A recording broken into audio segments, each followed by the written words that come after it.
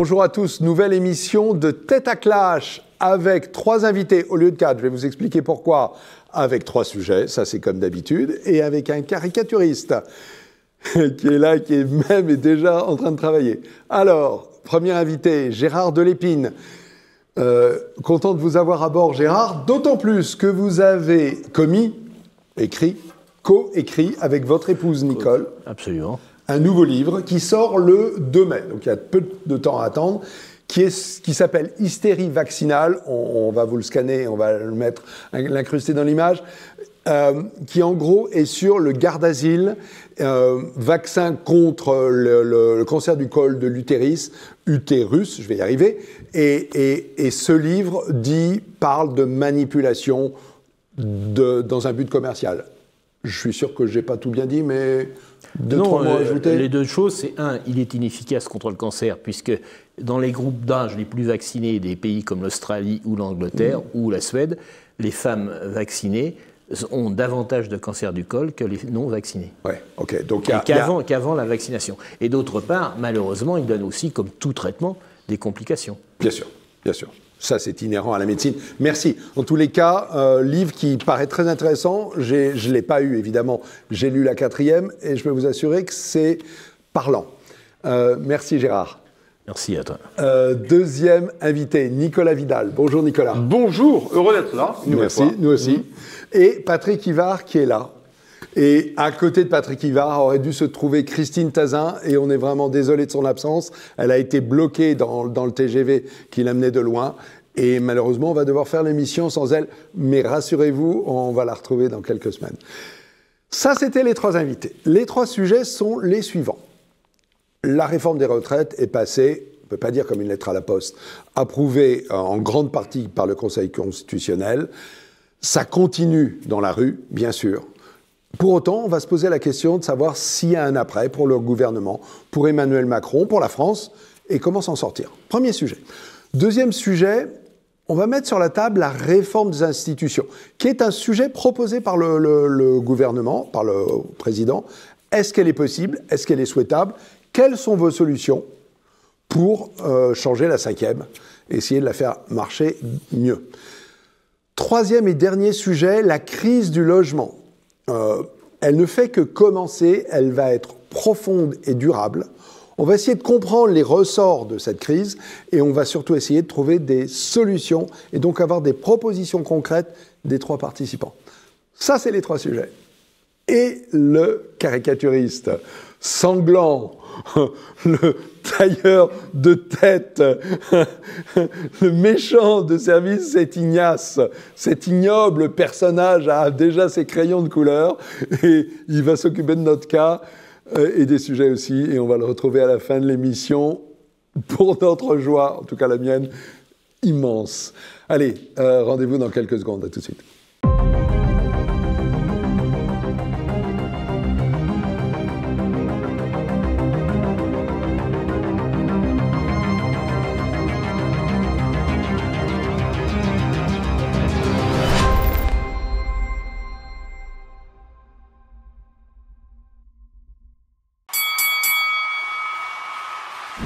Premier sujet donc. Le premier sujet, c'est la réforme des retraites, la suite pour le gouvernement, pour le président de la République. Et est-il possible de réformer la France? Et quels seront les sujets qui seront possibles à l'Assemblée nationale, possibles avec la rue, et quelles seront éventuellement les majorités qui peuvent se dégager? Et je cède la parole à Patrick Ivard. Patrick. Alors, le sujet, c'est où va Macron, c'est ça? Oui, ouais. C'est tout ça. La réforme des retraites, elle est passée. Parfois, on a le sentiment qu'elle n'est pas passée. C'est pas encore tout à fait fini. C'est très vrai. Où va Macron? On ne sait pas où il va, Macron. Ouais. Mais ce qui est sûr, c'est qu'il y va vite et il y va avec détermination, quoi. Il sait pas lui-même où il va. À lui, je pense qu'il sait à peu près où il va, c'est-à-dire dans le mur. Mais il pense qu'il va réussir à faire exploser le mur qu'il a en face de lui. La difficulté à laquelle est confronté Macron, c'est qu'il ne veut pas voir qu'il est face à un conflit de légitimité. Oui. Et il accélère dans une direction qui, à mon sens, n'est pas la bonne. Pourquoi ? Parce qu'il y a un conflit de légitimité entre la légitimité du président de la République qui a été élu, qui a été réélu l'année dernière. Ça, c'est un fait. Okay. conflit de légitimité entre donc ce président de la République et puis l'Assemblée nationale qui ne correspond pas à ce qu'il aurait voulu, parce qu'il n'a pas de majorité. Mais les députés qui ont été élus tirent leur légitimité du peuple, tout comme Macron. Donc il y a un conflit entre les deux parce que ça ne va pas ensemble. Et puis il y a ce peuple-là, ce fameux peuple qu'on convoque que tous les 5 ans parce qu'après on lui demande de regarder Cyril Hanouna à la télé et puis de se taire. Sauf que là, il ne se tait pas, le peuple. Il y a ce peuple qui devrait pouvoir s'exprimer et qui s'exprime, mais j'allais dire de façon confuse un petit peu dans la rue à coups de casserole.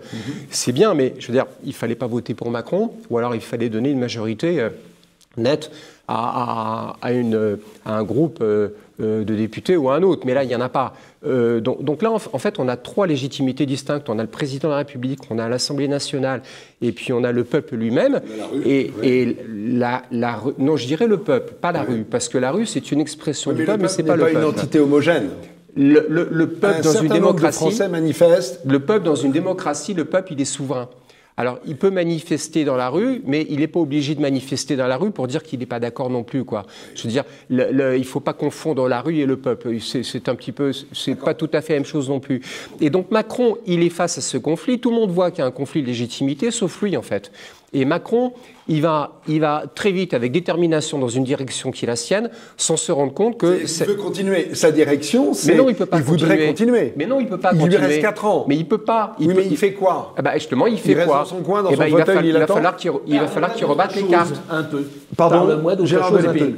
La position de Macron actuellement est parlez-moi d'autre chose. Oui. Donc il va multiplier les sujets qui sont devenus d'importance essentielle pour détourner l'attention. Mais je ne pense pas que cette manœuvre soit très efficace, en tout cas à court terme. C'est-à-dire qu'il a lancé ces fameux chantiers sur les 100 jours, avec des thématiques autour du travail, de la sécurité publique et de la justice. Je crois qu'il n'y a personne qui est contre. Pourquoi est-ce qu'il s'en est pas occupé dans les 5 ans précédents? C'est terminé par Waterloo, quoi. Tout le monde le sait, quoi. Mais et là, dans 100 jours, ce qu'il attend, c'est Waterloo, le bonhomme. Parce que comment c'est vrai, il connaît pas l'histoire. Alors, cela dit, il y a d'autres. Nous, c'est marrant parce que nous avons tous pensé, en entendant les 100 jours, effectivement, aux 100 jours de l'interrègne entre Louis XVIII et Louis XVIII, où Napoléon revient pour repartir à Sainte-Hélène suite à Waterloo. Mais il y a aussi les 100 jours de Roosevelt. Et peut-être que c'est à ça que pensait le président de la République, malheureusement. Enfin, c'est vrai qu'il a une culture plus américaine que française. Ouais. Pour autant, Gérard Delépine, ok, le président est coincé avec ses soucis de légitimité. Il lance 3 chantiers en 100 jours. Est-ce que ce désir de rebondir est illégitime? En tout cas, c'est une astuce procédurale. C'est tout. Oui. Il y a, pourquoi fera-t-il en 100 jours ce qu'il n'a pas fait en 5 ans? Ouais. Okay.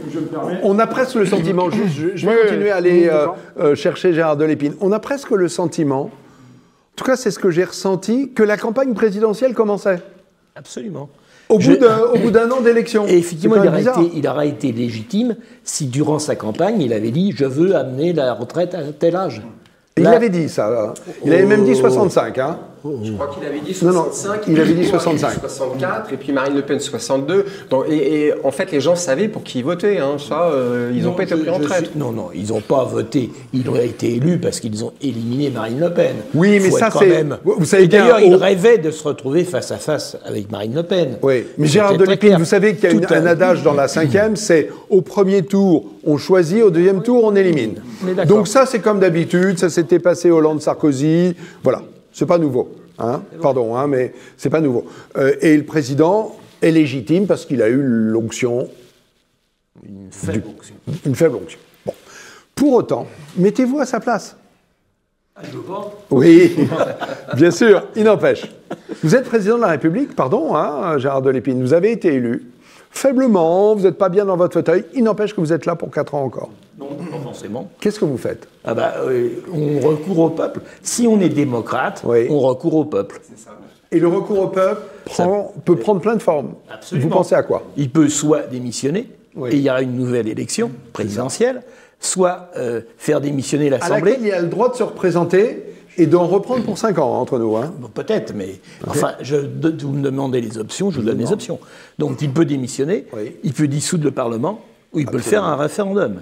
Il a 3 moyens. Référendum sur quel sujet? Ah bah ça, c'est le président qui choisit, enfin, entre autres. Il y a suffisamment de choix. S'il voulait absolument être démocrate, qu'il fasse par un référendum sur les retraites. Ouais.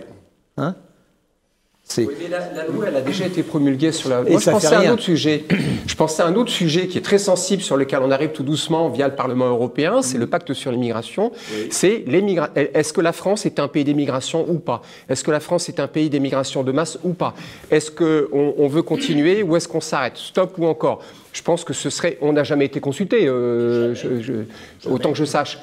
Les Français n'ont jamais été consultés. Ça peut être un sujet. Ça peut être un sujet. Ok, mais la question en réalité d'un référendum, c'est pas de dire est-ce que la France est un pays d'immigration ou pas. On ne peut que constater qu'en France, il y a une immigration. Non, on peut dire on arrête.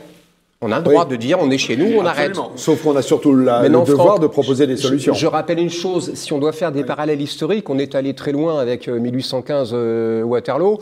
On va revenir plus près de nous avec 1969 et puis le référendum de De Gaulle. Le référendum de De Gaulle sur la régionalisation, je crois, en fait c'était un prétexte parce que c'était un plébiscite pour ou contre moi, quoi, pour ou contre De Gaulle.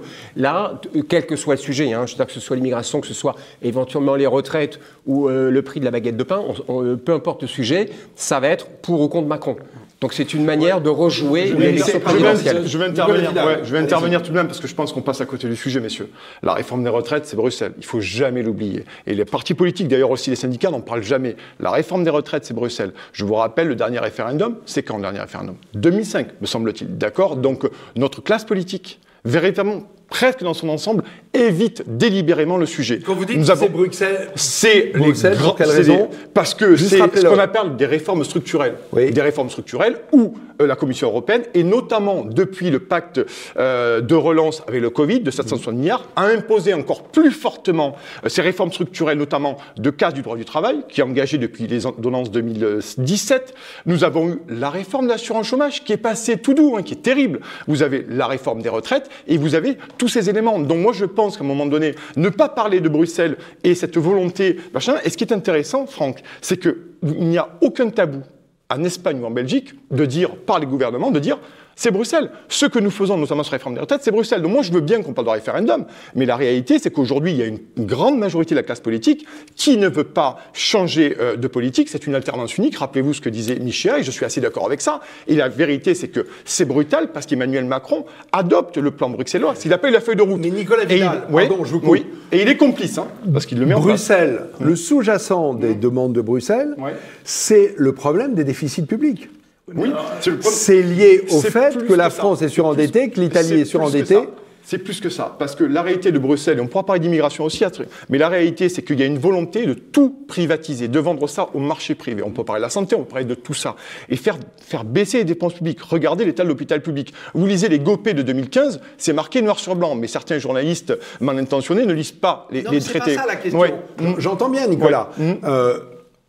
On est en train un petit peu de changer, de changer de sujet, mais la raison pour laquelle Bruxelles demande des réformes, pour homogénéiser la zone européenne, hein, à tort ou à raison, c'est le problème des déficits et d'une dette qui est soutenable pour un pays riche comme la France. Vous avez raison, mais je finis Gérard là-dessus. Mais la réalité, c'est que si jamais on veut s'attaquer au déficit, au budget de l'État, il va falloir parler il va falloir d'évasion fiscale et de fraude sociale. Ces deux pieds, finalement, qu'on soit de droite ou de gauche, on parle soit d'évasion fiscale, soit de fraude fiscale. Et moi, je parle des deux, concrètement, là-dessus. Donc, si on veut faire des économies, concrètement, et rééquilibrer les comptes, il va falloir s'attaquer à ça. Très sincèrement, la réforme des retraites ne va pas sauver le système. La réalité, c'est que c'est une imposition bruxelloise qui continue à fracasser la France ou les fourches connues de l'Union européenne, qui n'est que, je finis par là, le cheval de Troie de la mondialisation et des marchés financiers. Et Emmanuel Macron l'a avoué, je finis, en disant qu'avant le 49.3, rappelez-vous, il a dit « cette réforme doit être faite pour les marchés financiers, sinon ce n'est pas tenable ». Il l'a avoué d'ailleurs, j'attends toujours que les médias de masse continuent à le partir. Nicolas, ok. Pour autant, à effectivement quelques détails près que rappelait très justement Patrick Ivard, la réforme des retraites est passée. Maintenant, la France va vivre avec. Le président de la République fait face à des casserolades qui empêchent des déplacements sereins, qui bloquent certains ministres. OK. Il faut voyager les agents de police. Oui, mais qui mobilisent et qui épuisent les forces de police, qui font plein de choses. Pour autant, il reste 4 ans de mandat, avec une très faible probabilité des solutions proposées par Gérard de Lépine, une démission du président de la République. Bon, une dissolution du Parlement dont on sait très bien que ça amènerait à une majorité en faveur du Rassemblement national. Donc il y aurait un souci. En tout cas, le président de la République se trouverait en cohabitation. Il y a une autre solution, Franck, hein. Il y a une autre solution, c'est d'aller soudoyer les quelques rescapés de chez LR qui sont orphelins et puis les intégrer au gouvernement de façon à avoir une majorité à l'Assemblée nationale. Oui, mais même ça, ça n'est pas si évident que ça. Mais si, c'est évident quand on regarde un petit peu les Ciotti, quand on regarde un petit peu les Retailleau et autres, qu'est-ce qu'ils font? Ils cherchent une place dans le gouvernement. En fait, vous allez vous retrouver avec un centre gauche, centre droit qui va absorber ce qui reste des LR et qui va... C'est une solution, je veux dire, c'est une perfusion à court terme. C'est une solution à court terme. Une majorité. Ah ben pour la fin de l'année, oui. Maintenant, les politiques qui nous gouvernent, ils ne voient pas plus loin que la fin de l'année. Hein, ça. Nicolas, vous êtes à la place du gouvernement. Vous avez 4 ans à vivre. Qu'est-ce que vous pensez possible de faire en France en 2023 et sur les 4 années qui viennent? Le conseil que je donne à Emmanuel Macron très vite, là, c'est d'arrêter de gouverner contre son peuple. D'arrêter de faire une politique, ce que j'appelle néolibérale, on peut l'appeler comme on veut, contre son peuple. C'est d'ailleurs pour ça que nous parlions du référendum, messieurs. Mais c'est pour ça qu'on ne fait plus de référendum. Parce que la réalité de cette politique néolibérale se fait à l'abri des peuples. Et quand le peuple est contre une politique néolibérale, il est soit complotiste, soit réactionnaire. La France moisie, rappelez-vous, de Philippe Solers. Et on est là-dedans. Donc si Emmanuel Macron, et je termine par là, continue à gouverner frontalement contre son peuple, parce que je rappelle, on a tout à l'heure parlé de la foule et du peuple, c'est 70% des Français qui sont contre cette réforme. Et plus largement, contre la politique de destruction massive du Emmanuel Macron. Sauf que ça va être compliqué, à mon avis, très compliqué. Avant de faire des propositions qui iraient aux gens dans la rue, au peuple, il faut aussi passer par le Parlement, ce dont parlait Patrick Ivard, où il n'y a pas de majorité. Où il y a même, en bricolant des choses avec le LR, difficile de trouver une majorité véritable. Quels sont les projets de loi? Parce qu'on ne va pas arrêter de réformer, puisque, en fait, la réforme, c'est juste l'adaptation de la situation aux nouvelles donnes mondiales. D'accord? C'est pas tout à fait pareil, parce que on parlait effectivement Nicolas le rappelait fort justement, de l'importance de l'Union européenne dans le dispositif législatif français, qui en fait, on se rend compte que le Parlement français, c'est simplement une chambre d'enregistrement de ce qui se décide à Bruxelles et puis à Strasbourg. Bon, c'est un petit peu dommage, mais il faut bien l'admettre. Là, actuellement, si on essaie de voir ce qui va se passer bientôt en France, au Parlement en France, il faut voir ce qui se passe aujourd'hui à Bruxelles. Qu'est-ce qui se passe? On parle du pacte des migrations. Donc, autrement dit, la grande réforme qui va nous tomber dessus dans pas longtemps, ça va être sur l'immigration. Donc, c'est pour ça que je proposais à Macron, mais enfin, il ne m'écoutera pas, il regardera peut-être l'émission, c'est de faire un référendum sur les migrations en France. Est-ce que vous voulez qu'on continue à ce que la France soit un pays d'immigration de masse, comme le souhaite Bruxelles, ou pas? Et comme le souhaite aussi le MEDEF, entre parenthèses, parce que c'est un petit peu pareil, c'est la même chose. C'est-à-dire que... Il y a eu effectivement... Alors, on peut parler brièvement de ce sujet. Le sujet, il est porté par Gérald Darmanin, et il y a, entre autres choses, proposé par le MEDEF, c'est-à-dire, en fait, les petits patrons de la restauration majoritairement, le fait d'admettre dans la nationalité française, de légaliser tous les travailleurs dans les restaurants qui, sans ça, de toute manière, ne feraient pas tourner les restaurants. Est-ce que ça fait partie des choses illégitimes ou des choses...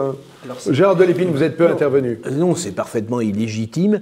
Ça, c'est un argument que portaient les communistes jadis, en disant « il ne faut pas faire venir en France des gens qui vont concurrencer les Français ». Georges Marchais, absolument. Longtemps abandonné par le PC, de retour avec leur nouveau dirigeant. Oui, absolument. Et c'est une constatation. Les patrons veulent effectivement des esclaves. Parlons mots. Et c'est bien, les étrangers sont parfaits parce qu'on peut les menacer de les chasser et tout. C'est vraiment faire des esclaves. Ils deviennent comme les autres. Mais oui. C'est le problème, c'est qu'on va en chercher d'autres pour remplacer ceux qu'on a légalisés et qui disent « Ah ben non, moi je ne travaille pas dans ces conditions-là, ce salaire-là ». Le problème de Macron et du MEDEF et des gens qui nous dirigent actuellement, c'est que leur patrie, c'est pas la France, la patrie, c'est le CAC 40. Alors ça change beaucoup de choses. Qu'on fait venir des gens de l'étranger pour occuper les emplois non pas dont les Français ne veulent pas, c'est pas ça, mais dont les Français ne peuvent pas. Je veux dire, il y a des emplois, je connais un petit peu la restauration, il y a des emplois, on peut pas tenir avec les salaires qui sont proposés, avec les horaires qui sont proposés, c'est pas possible. Alors on a des gens bougé en non, ça bouge pas. En restauration, non, ça bouge pas. Il y a des horaires qui sont décalés, il y a des coupures. Non, Franck, il y a des coupures, au milieu de la journée, il y a des salaires qui sont ce qu'ils sont, qui font que finalement, qu'est-ce qu'on retrouve? On retrouve énormément de Sri Lankais, énormément de Maliens. Ça ne veut pas dire tout que ça, ce sont... c'est en cuisine, hein, c'est pas tellement au service, c'est en cuisine. Je me permets, mais les Français, vous avez raison de le dire, ceux qui pourraient employer ces emplois ont été repoussés aux confins du royaume, loin des grandes métropoles aussi, avec cette ceinture finalement de cités d'immigration, des gens qui sont corvéables à merci, qui font baisser la pression. Transport en commun pour aller au boulot. Exactement. Et ces Français-là, ils n'ont plus les moyens d'habiter dans le giron des grandes métropoles et ils ont été repoussés vraiment dans la province dont je fais partie. Donc il y a aussi ça qui explique, et ça on le dit à peu près jamais. C'est la France périphérique, quoi. Je veux dire, alors la fameuse France périphérique. Okay. Proposer des emplois qui sont payés pas très cher, avec des horaires qui sont pas terribles, à des gens qui habitent loin de là où ils travaillent. Moi, je connais deux catégories de gens comme ça. C'est les gens qui travaillent dans la restauration et les gens qui travaillent dans la police. Hein. Je suis désolé. Critères A ou B ou 1 ou 2 plutôt. On se retrouve avec de grosses difficultés dans la restauration puis dans la police que je connais aussi un petit peu. Pourquoi? Parce que les gens sont payés pas cher avec des horaires très compliqués et ils habitent loin de là où ils travaillent. Alors après, on vous dit, il faut faire venir les étrangers. On fait venir des gens qui sont pas très regardants parce qu'ils savent ce qu'ils ont laissé et ils voient où ils arrivent. Mais une fois qu'ils se sont un petit peu habitués à la Dolce Vita française, on va dire, c'est pas véritablement l'expression qui convient, mais une fois qu'ils se sont un petit peu habitués au style de vie français, on en fait venir d'autres qui sont encore moins regardants que les premiers, etc. C'est une histoire sans fin. C'est-à-dire qu'on fait venir des immigrés sous les prétextes d'humanisme, alors que c'est faux, simplement parce que on arrive à maintenir des bas salaires avec des gens qui sont peu regardants. Et ça, c'est quelque chose qu'il faut qu'on arrête une fois pour toutes. Le sujet dont pourrait se préoccuper le gouvernement actuel, qui serait une manière de retrouver peut-être une adhésion du terrain, ce serait autour de l'immigration. À mon avis, oui. Alors l'immigration, c'est juste un aspect du problème, et c'est qu'est-ce qu'être français, qu'est-ce que la France, où est-ce qu'on veut aller, est-ce qu'on veut une France qui est noyée dans une entité supranationale type Union européenne qui va décider de tout, qui va décider si on fait la guerre à l'Ukraine ou pas, qui va décider si on se vaccine ou pas, n'est-ce pas?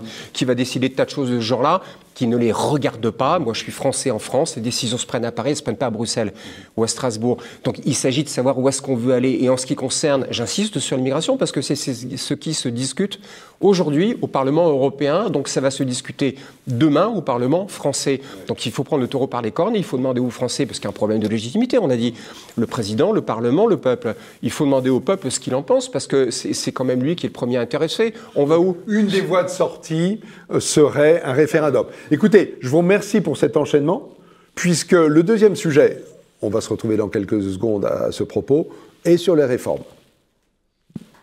Allez, à tout de suite.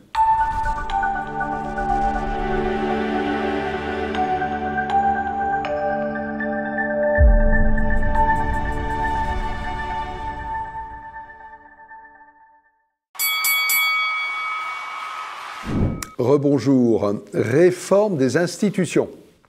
Alors, il se trouve que c'est un sujet qui est à l'agenda du président de la République qui, à bas bruit, consulte les présidents du Sénat, les présidents de l'Assemblée nationale, quantité d'institutions, de clubs de pensée, sur les réformes des institutions en France.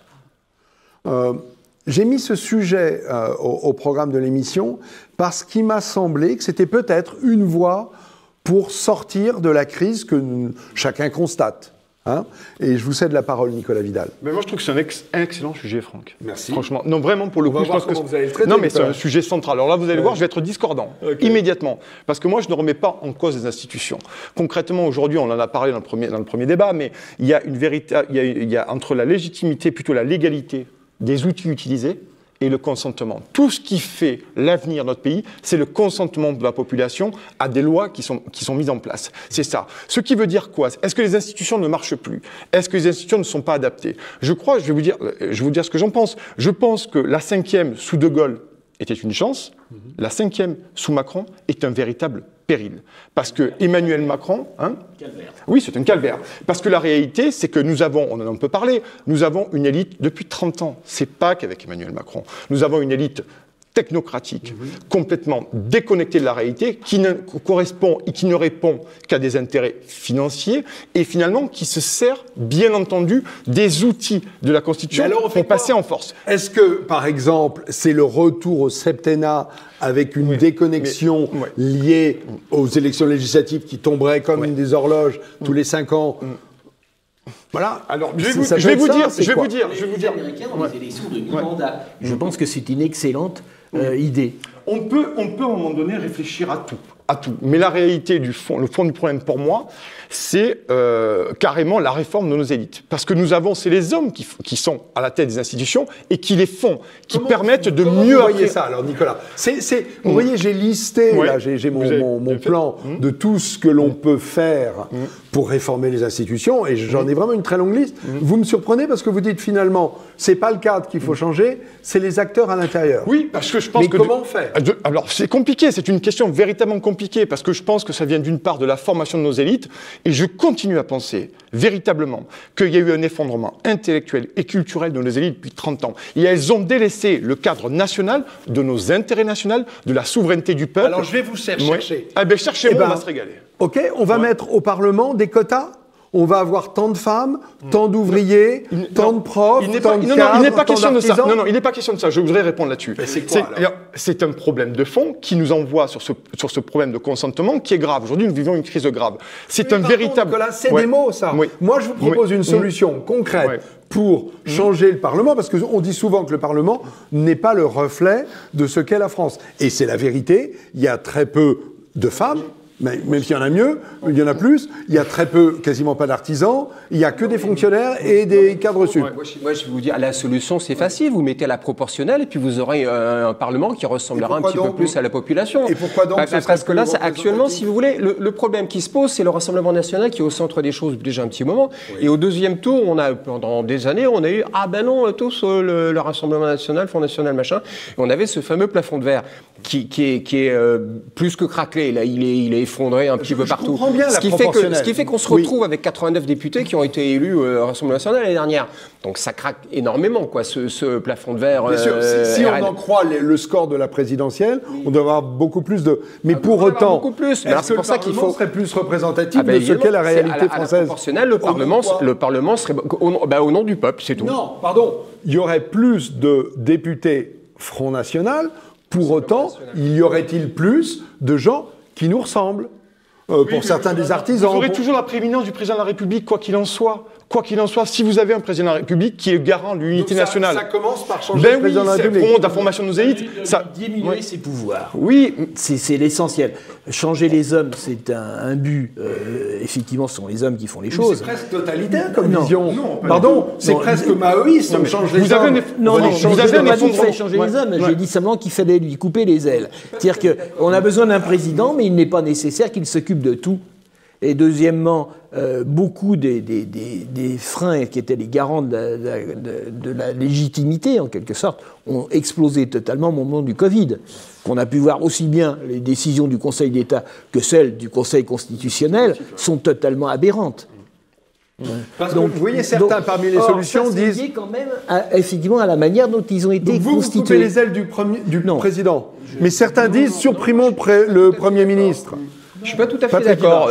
Président de la République, trop de pouvoir? Non, c'est pas vrai. Je pense pas que le président de la République ait trop de pouvoir. Ça dépend du président de la République. Quand on l'aime, on dit c'est formidable. Quand on l'aime pas, on dit il en a trop. Donc moi, c'est pas ça ce qui me gêne. Moi, ce qui me gêne, c'est qu'il n'y ait pas de contre-pouvoir et qu'il n'y ait pas d'équilibre du pouvoir. Dans une guerre, sans avoir posé la question au Parlement, est quelque chose de tout à fait antidémocratique.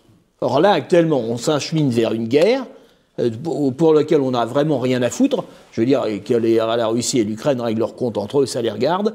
Et la France n'est pas menacée. Et là, nous, par l'attitude du président de la République, on est menacé d'une guerre. Non, je dirais que c'est l'Union européenne qui nous menace d'une guerre plus qu'autre chose. Il n'est pas obligé. Je veux dire, la Hongrie a dit niet. Il aurait dû dire non, comme Chirac a dit non à la guerre en Irak. Absolument. Oui, pour autant, vous avez raison, Gérard, mais c'est presque un cas unique dans le monde qu'un président d'une démocratie puisse engager la guerre ou un soutien à un conflit sans l'accord du Parlement. Aux États-Unis, vote obligé. En Grande-Bretagne, idem. C'est pour ça que je dis il faut supprimer les pouvoirs du président. C'est la Constitution qui le prévoit. Oui, mais ça, c'est une réforme de la Constitution. Mais là, on change un peu de sujet parce qu'on est parti en Ukraine, si j'ai bien compris. Je crois que c'est l'article 34 de la Constitution qui prévoit que l'engagement des troupes doit être validé au bout de 4 mois, je crois, par le Parlement. Ce qui se passe, c'est qu'on n'a pas officiellement engagé de troupes. On passe notre temps à donner des armes qu'on paye, nous, c'est nous qui les payons. On les donne à une partie au conflit. Pour défendre la nation, on n'engage pas de troupes. Autrement dit, on ne respecte pas l'article 34 de la Constitution. On revient peut-être au sujet concernant les réformes possibles. Moi, je dis, il y en a 2 qui sont possibles et qui sont faciles. C'est la proportionnelle pour qu'on ait un Parlement qui nous ressemble plus. Et deuxième chose, on en a parlé au premier débat, c'est le référendum. Je veux dire, donner la parole au peuple, c'est pas un gros mot, quoi. C'est quand même le peuple est souverain dans la Constitution française. J'entends bien, et bien sûr, ça faisait partie de ma liste des courses, on va dire. Le sujet du référendum, et vous l'avez abordé dans le premier sujet, c'est que les gens votent jamais en France pour la question qui leur est posée, mais votent en faute. Contre la Constitution européenne qu'on nous a imposée après. Oui. Et c'était une question claire, que le peuple a tranché de manière claire, et on s'est assis sur le peuple. Mais en 69, ils ont voté contre les réformes que proposait De Gaulle, qui rétrospectivement étaient assez modérées et qui sont. C'était l'intéressement et la participation aussi. Oui, totalement, parce qu'en 69, le sujet, c'était pour ou contre De Gaulle, quoi. C'était le règlement de compte de 68. Sauf que ça a empêché des réformes qui auraient pu. Et même peut-être, oui, mais ça, on s'en fichait totalement. Je veux dire, quand De Gaulle fait un référendum en 69, et c'était très bien d'ailleurs, c'était une manière de crever l'abcès de 68 et surtout de 62. Surtout de 62, je dirais, par rapport à la fin d'Algérie. C'est par rapport à ça. Il y avait quand même énormément de choses qui étaient sous le couvercle de la cocotte minute. Et je veux dire, ça a un peu explosé en 68. Et finalement, en 69, c'est pour ou contre moi, quoi, pour ou contre De Gaulle. J'entends bien. Donc je résume. Proportionnel. De se redonner la légitimité qu'il a perdue. Oui. Alors, ok. Je vois de votre côté 2 propositions.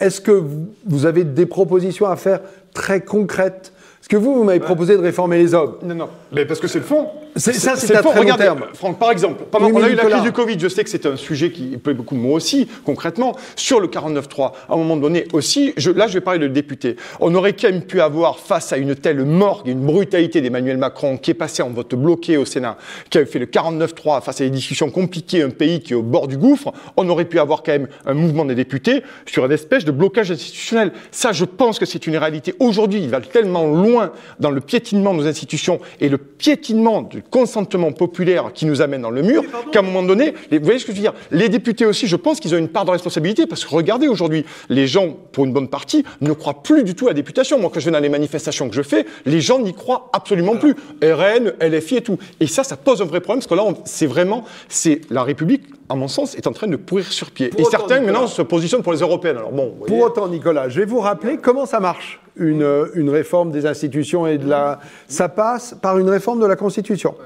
La réforme de la Constitution veut dire plusieurs choses. Premièrement, un vote dans les mêmes termes au Sénat et à l'Assemblée nationale. Et ensuite, soit réunion des 2 parlements en congrès, ce qu'avait fait Sarkozy en 2008, soit vote par référendum. Oui, ça c'est la théorie, Franck, parce que dans la pratique, c'est 1962, référendum de De Gaulle sur le suffrage universel pour élire le président de la République, et puis il a pas du tout suivi ce qui était prévu par la Constitution, il a suivi l'article 11 de la Constitution, il a dit, est-ce que vous êtes pour, est-ce que vous êtes contre le président élu au suffrage universel. Ah non, mais il n'y a pas d'époque, on fait pas ce qu'on veut, il n'y a pas à l'époque machin. Non, c'est 62, De Gaulle, il fait un référendum, il fait pas du tout ça, il fait article 11, on fait un référendum, êtes-vous pour ou êtes-vous contre l'élection du président au suffrage universel? Terminé. Pardon de vous rappeler qu'il y a eu moult réformes de la Constitution depuis, et ces réformes de la Constitution ont abouti au terme dont je viens de parler. On est en train de dire que De Gaulle, quand il réforme la Constitution en 62 en visant l'article 11, c'était anticonstitutionnel. La Constitution n'était pas la même. Un coup d'État permanent. La Constitution, oui, c'est trop. Oui, c'est votre côté mitterrandien. La Constitution n'était pas la même. Non, mais ce que j'essaye de vous faire dire, c'est d'avoir des propositions concrètes qui pourraient aboutir au terme, parce que pour le moment, si on veut réformer, il faut quand même suivre les règles du jeu. Proportionnel et référendum. Très bien. Gérard Delépine. Effectivement, introduire les élections des mi-termes. Je crois que c'est quelque chose de tout à fait important pour qu'il y ait décaler de manière importante, effectivement, de les faire vraiment au milieu des élections présidentielles. Autrement dit, je vais juste essayer de le reformuler parce que c'est assez intéressant. Un président de la République est élu, soit qu'il ait démissionné, soit que le précédent soit arrivé au bout de son premier ou deuxième mandat. Au bout de 2 ans et demi, élection législative. Absolument. D'accord. En fait, revenir au septennat, quoi, tout simplement. De toute façon, avoir une élection tous les 5 ans et non tous les 7. Au moins, quelle que soit la durée, ça n'a pas d'importance. Non, mais c'est la même chose. C'est-à-dire qu'on n'a pas des élections législatives qui sont couplées avec des élections présidentielles. Absolument. Là, ça n'a pas marché. En 2022, ça n'a pas marché. Donc, il s'est planté. Il se voyait déjà, Macron, il disait, bon, c'est cru que oui, voilà, il y avait une automaticité. Il s'est dit, j'ai gagné, ça y est, je n'ai pas besoin de faire campagne, j'ai gagné. En fait, il n'a pas gagné. Il a gagné la présidentielle, mais il n'a pas gagné législative, ce qui fait que là, il est un peu embêté, quoi. Alors j'entends votre proposition des midterms, on va le dire pour le gros simplifier. Vous en avez une autre ou elle vous semble... Non, il y a quand même effectivement des choses sur lesquelles le président ne doit pas pouvoir décider seul. Dire imposer un vote de l'Assemblée pour une menace de guerre, enfin c'est la nation qui est en cause. C'est l'article 34 de la Constitution. Oui, mais elle ne doit pas être assez claire, cet article ne doit pas être... L'article est très clair, l'article précise qu'au bout de 4 mois, quand les troupes françaises sont engagées à l'étranger, on doit avoir une confirmation ou pas du Parlement. Le problème, c'est que la déclaration de guerre... Il n'y a pas de troupes françaises. Mais parce qu'on joue sur les mots. Quand on envoie des chars légers à MX-10 ou des canons César, on n'est pas engagé dans le conflit, et parce qu'on n'a peut-être pas des soldats pour former un petit peu les Ukrainiens. Et des formateurs. Et on les fait venir les Ukrainiens en France pour les former. Il y a d'ailleurs des Français qui sont morts en Ukraine. Nicolas Vidal. L'arme ultime, je suis d'accord avec vous, c'est le référendum. Mais une nouvelle fois, je vais m'accrocher, je suis désolé. Hein. Le référendum, oui, mais si le référendum, on n'en fait plus en France. Parce qu'il faut qu'à un moment donné, notre État, même, et notre classe politique, se désincarcèrent de l'Union européenne et également les députés. Je vous le répète une nouvelle fois, ils sont projetés sur les européennes. Donc vous ne pouvez pas avoir un président qui a pour moi le factotum, le cost killer de Bruxelles, et une partie de la députation aussi. Ce sont des mots. Oui, moi, mais je vous ai proposé une solution. Je vous dis, moi, je vous ai proposé Franck, une je vous solution. réponds le référendum, mais je vous explique pourquoi ce référendum ne sera jamais mis en place. Et je finis par là, c'est absolument urgent de le mettre en place parce que nous arrivons aujourd'hui à la fin de la légitimité politique. Qu'est-ce qui reste aux Français aujourd'hui? La rue, donc on peut les traiter de factieux, séditieux, ou dire que c'est l'extrême gauche. Je suis désolé, dans les manifs, moi, j'en vois beaucoup de gens, et il n'y a pas que d'extrême gauche dans les manifs. Et ça, aujourd'hui, nous arrivons à ce basculement, et si le référendum n'est pas mis, eh ben, ça va très mal se finir. Et je l'avais déjà dit il y a plusieurs semaines chez vous. Nicolas, c'est bien pour ça que j'ai mis ce sujet à l'ordre du jour.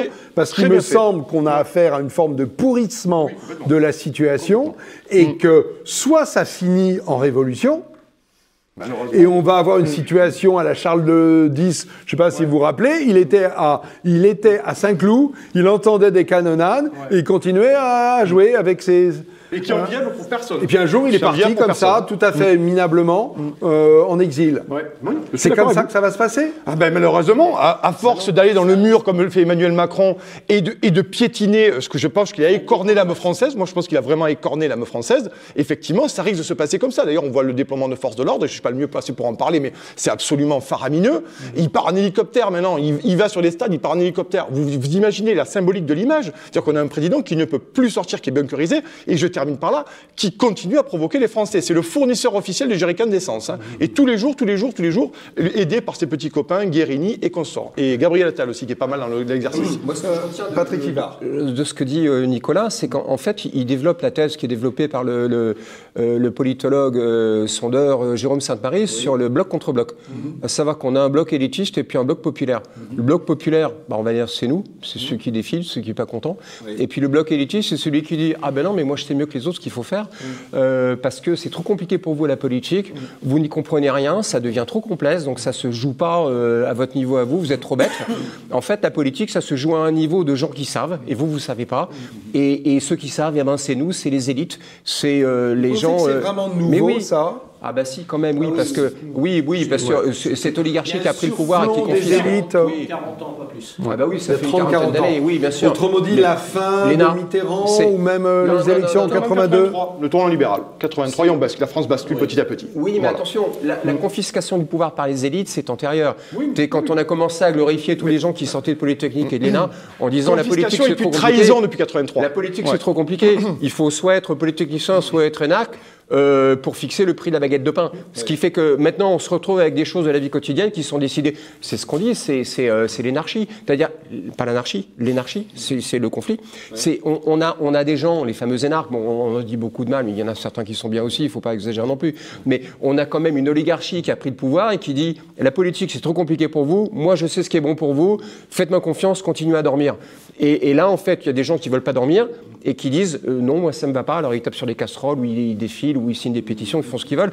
Mais c'est le conflit de légitimité dont on parlait. C'est le peuple qui dit le pouvoir c'est moi, c'est pas vous. Aux États-Unis, ça a été très bien théorisé. Je ne sais pas si c'était Kennedy ou à force de refuser d'écouter le peuple, on crée des révolutions. C'est tout. Ok. Écoutez, merci beaucoup. On a un petit peu dépassé, mais vraiment merci pour vos contributions. On se retrouve dans quelques secondes pour le troisième et dernier sujet. À tout de suite. Retrouvez et achetez les livres des invités de TVL dans la boutique de votre chaîne sur tvl.fr.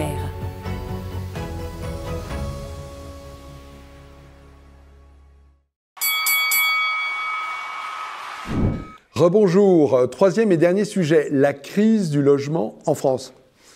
Elle est terrible et elle ne fait que commencer.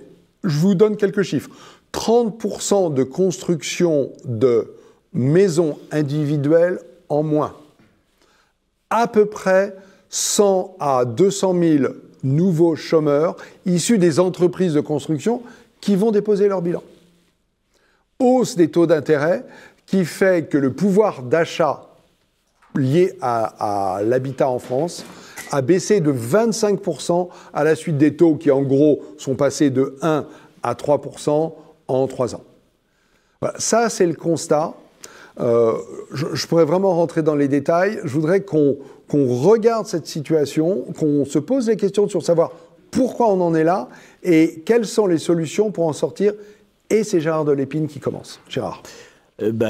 Tu as très bien insisté sur effectivement le problème des crédits, mais on peut aussi parler de la fiscalité sur les logements, parce qu'on a soi-disant supprimé un des impôts pour les gens qui étaient propriétaires en résidence principale, mais on augmente tous les impôts sur les résidences secondaires.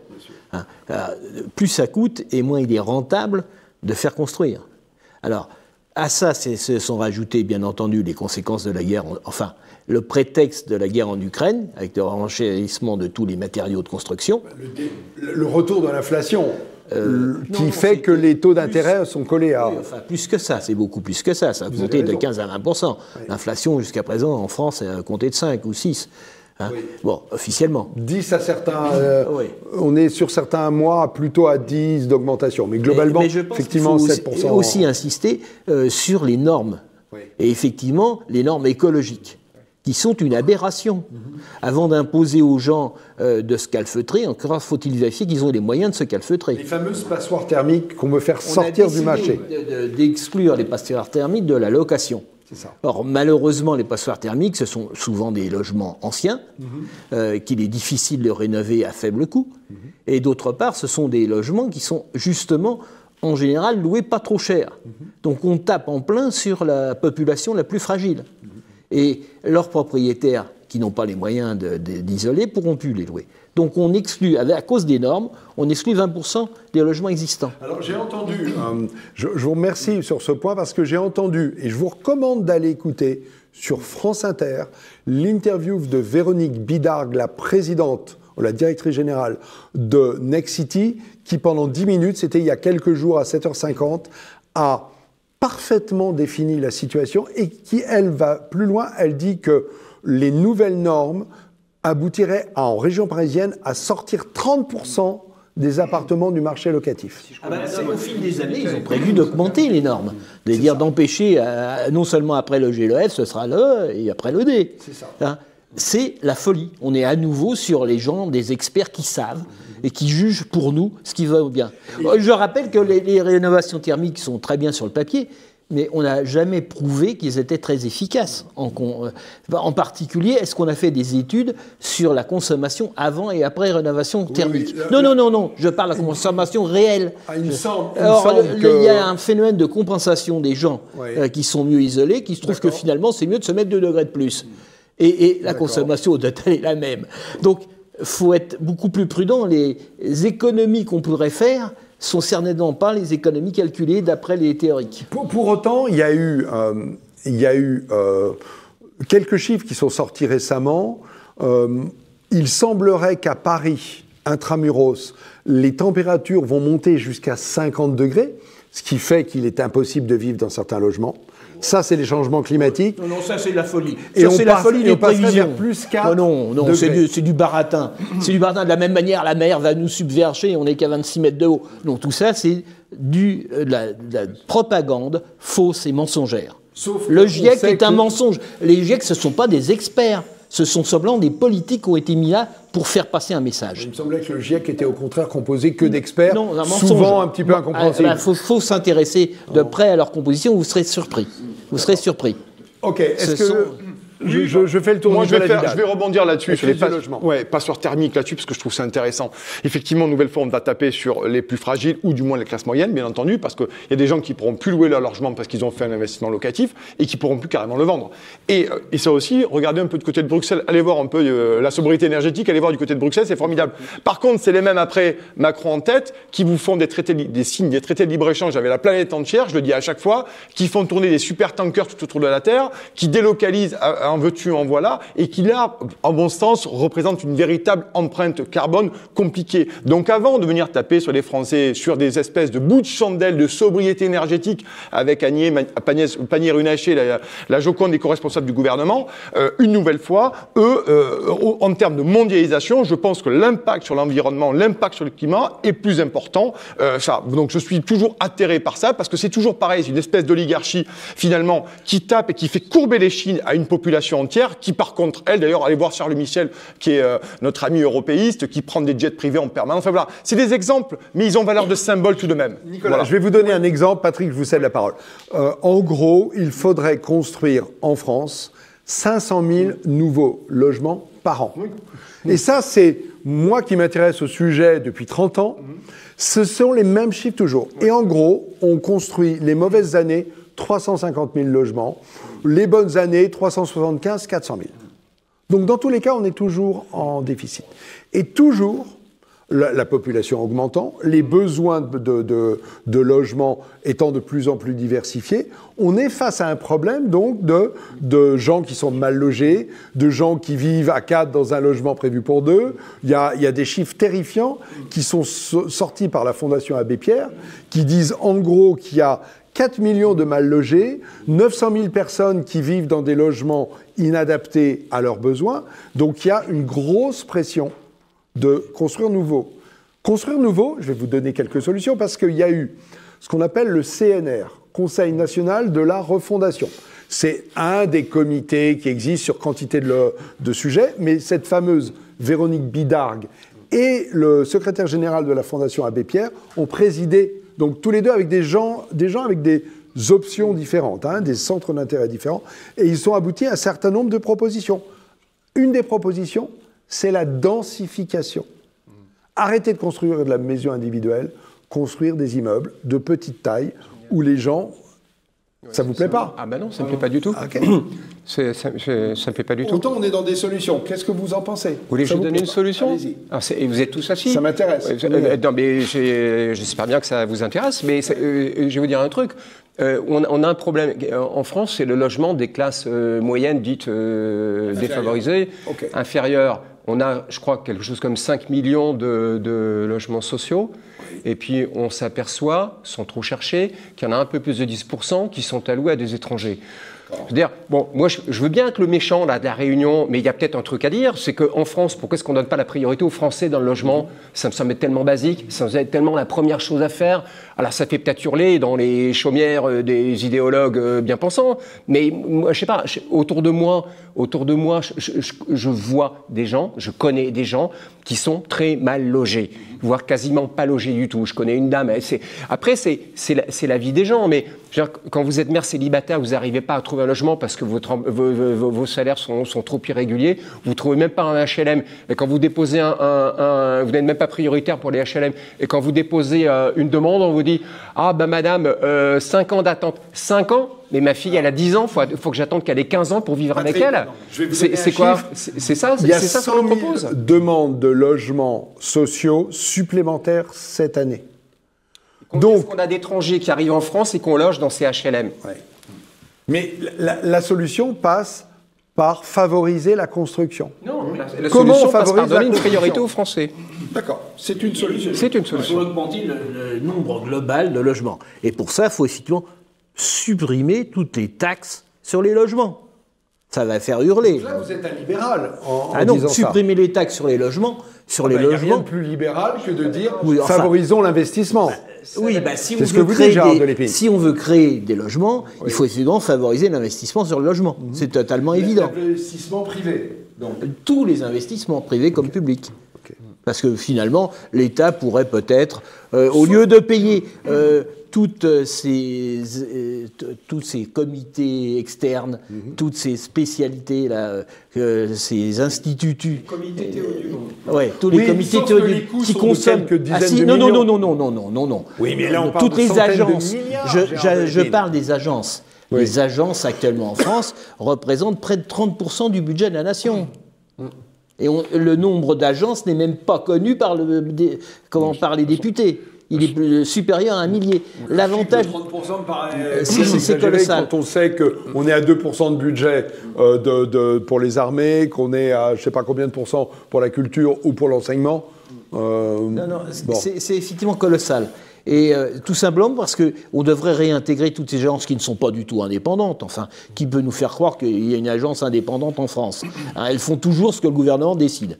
Hein, elles confirment. Eh bien, non. Et les réintégrer dans les ministères avec des salaires officiels de fonctionnaires de la fonction publique. Donc alors que là, le président, je ne sais plus, le président, par exemple, de l'audiovisuel, enfin des agences chargées de l'audiovisuel, il touche 15 à 20 000 euros par mois.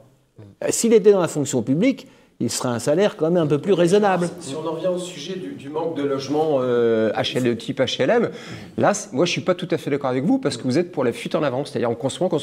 Alors je veux bien qu'on en construise dans on va dire dans les 100 000 pour assurer la jonction avec la suite. Mais au bout d'un moment, il faut se dire, on en revient... 100 000 chaque année de plus qu'il faudrait faire. Mais c'est la fuite en avant, c'est-à-dire qu'on va plus s'en sortir parce qu'après on va vous imposer des HLM partout, puis il y en a certaines communes qui vont dire ah ben nous on veut pas, on préfère payer les taxes, etc. On vous les impose quand même. C'est coercitif par les préfectures, hein, vous le savez maintenant. Avant, les communes avaient le droit de choisir en payant en contrepartie par des amendes. Aujourd'hui, c'est coercitif. Moi, je suis assez d'accord avec Patrick Ivars. Il y a une véritable problématique qu'il faut regarder froidement sur l'accès au logement social. C'est évident. Ça, je suis d'accord avec vous. On a parlé de la passoire thermique. Ensuite, il y a cet accès au logement social.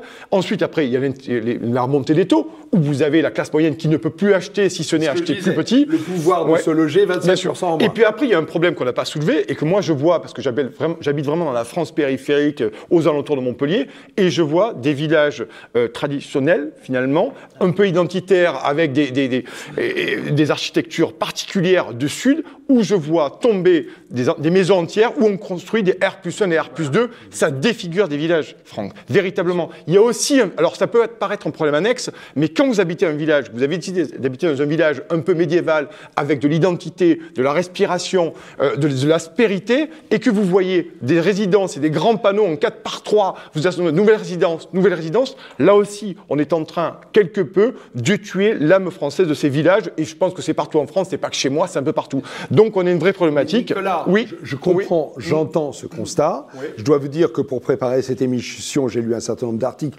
où effectivement j'ai vu des maires qui se révoltaient et des habitants qui se révoltaient contre le remplacement d'une vieille maison par un immeuble, ne serait-ce que de 2 ou 3 étages. Hein. J'ai lu quelque chose sur 14 mètres de haut. 14 mètres de haut, c'est 3 niveaux, en gros. Hein. Donc c'est pas très très compliqué, c'est peut-être 4 niveaux.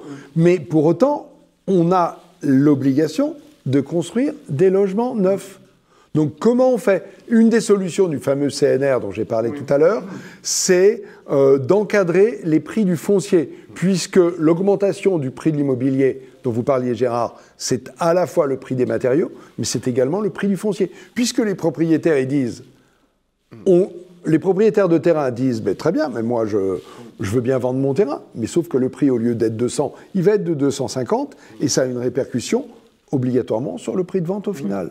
Donc, une des solutions, c'est... l'effondrement économique, Franck, aussi. Cet effondrement économique qui fait partie de l'inflation, qui fait partie de toute une série de paramètres. Comme quoi, tout est lié, en fait. Tout est lié, mais c'est ça la réalité de l'histoire. C'est que la crise du logement, finalement, ne se départit pas, malheureusement, je vais être un peu pompeux, chers amis, mais de cet effondrement économique de la France, et de ce pouvoir d'achat, et la destruction totale des classes moyennes qui seraient encore un peu en capacité de pouvoir acquérir un bien immobilier pour protéger leur avenir et avoir un patrimoine minimal. Donc, toutes ces questions, c'est pour ça que c'est des questions très intéressantes sur lesquelles il faut réfléchir. Mais bon, nous avons Bruno Le Maire, Agnès Pannier-Runacher à la tête, donc ça va être compliqué. Voilà. Donc... Non, mais en fait, il a raison, Nicolas, tout est lié, quoi. Je veux dire, quand on a un problème de chômage énorme en France, tel qu'on le connaît, on a un problème d'accès au logement, donc on en a parlé à HLM, mais on a aussi, c'est ce que vous évoquiez, il me semble, un problème d'accès à la propriété, ce qui n'est pas tout à fait pareil. Et puis après, on a un autre problème qui se rajoute, c'est la transmission du patrimoine immobilier aux générations qui le suivent, avec les impôts sur les successions qui forcent malheureusement assez souvent des gens qui n'y arrivent pas à vendre le bien familial. Parfois, c'est la maison dans laquelle ils ont grandi, quoi. Ils sont obligés de la vendre, quand c'est des pavillons notamment, et on voit ce que dit Nicolas, et pas que dans le sud de la France, on le voit partout. C'est-à-dire que la maison, le pavillon est rasé, il est détruit de façon à construire verticalement quelque chose qui soit rentabilisé avec 14 mètres ou plus, j'en sais rien, mais quelque chose qui soit plus haut. Et on en arrive à une densification avec une population un peu particulière qu'on met dans certains de ces logements et dont les gens autour ne veulent pas, mais sauf qu'ils ont le droit de vote, ces gens-là. Et la densification est également une des solutions évoquées, puisque on sait qu'en termes d'impact écologique, un petit immeuble, on ne parle pas de tour parce que ça on sait que c'est pas très bon pour l'environnement, mais on sait qu'un petit immeuble de 10-15 copros permet un moindre impact écologique qu'une maison individuelle.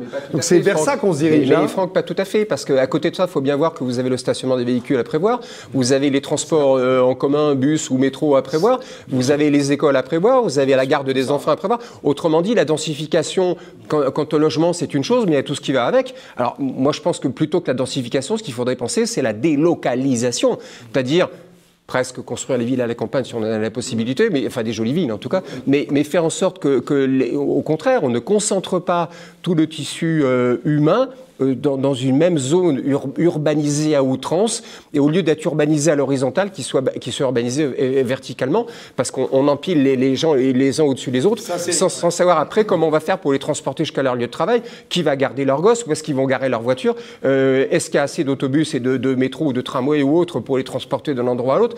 Et ça, c'est pas du tout pensé. Alors la densification, c'est bien joli, mais après, dans la vie quotidienne, ça marche pas. C'est pensé, mais ça se heurte aussi à l'opposition des citoyens, quels qu'ils soient, sur une nouvelle autoroute, on l'a vu récemment, l'installation de nouvelles infrastructures. La question pouvait être remplacée par une route. Hein. Ouais. C'est uniquement une question de crédit, parce que le département ne voulait pas payer les travaux nécessaires à la route, et qu'en étant une autoroute, c'est pas le département qui paye. Il faut quand même voir aussi qu'il y a des nécessités qui sont très discutables. Ce qui est certain, c'est que cette problématique qu'on a évoquée en une vingtaine de minutes a d'énormes répercussions. Construire davantage, c'est prévoir tout autour des infrastructures et avoir un impact sur l'environnement. Très bien, écoutez, sujet passionnant qu'on n'a pas épuisé, hein, on se rend bien compte, mais on se rend bien compte aussi peut-être d'une chose, hein, c'est que quand on est au pouvoir, on a quand même beaucoup de problématiques très difficiles à résoudre. Hein. Et puis il y a ceux qui écrivent des bouquins, comme Bruno Le Maire, voilà, qui font des romans. Voilà.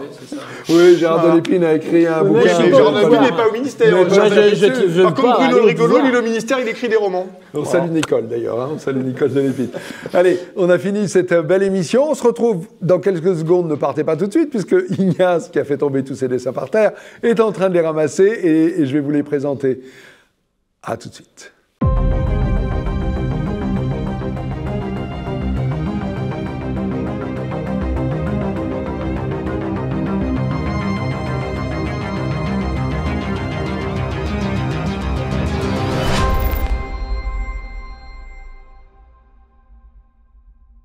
Allez, on va commencer par tous ces dessins. Je vais commencer par moi, pour une fois. Bienvenue à Tête à Clash, bienvenue à Tête à Castrolade. Effectivement, je vous remercie de ne pas être venu avec votre batterie de cuisine. Alors, Patrick Ivard, qui a la tête de Juppé. Patrick Ivard a un plan pour allonger les retraites, raccourcissez les migrations. Oui, c'est son côté guillotineur. Oh, Gérard de Lépine, la jolie tête. Et Manu, tu descends de ton Olympe. Oui, on voit bien l'allusion. Hein. Bref, descends, je vais te casser la gueule. Pourquoi faire? C'est du sarkozysme dans le texte. Pourquoi faire? Pour consulter le peuple. Oui, bien sûr. Alors malheureusement, la tête de Vidal, c'est très grave. C'est le type à côté duquel on ne veut pas s'asseoir dans le train. Nicolas Vidal, sa révolution des institutions, la rue à l'Élysée. Oui, là on a Macron qui cuit à feu assez vif. Que risque Macron et sa réforme? Finir à la casserole. Très drôle. Et la réforme des institutions, dont le bruit des casseroles submerge. On tourne la page, ben oui, c'est un petit peu comme ça qu'on s'en sort. Et dernier dessin, merci beaucoup. Grande pénurie de logements, devenez copropriétaire. À 12 ou 15 dans la maison. Ah, c'est bien. Merci Ignace. Belle émission, messieurs, qu'on a faite à 3. On vous salue, Christine Tazin. On vous espère de retour bientôt. Et à vous tous, rendez-vous dans 15 jours pour une nouvelle émission. À bientôt.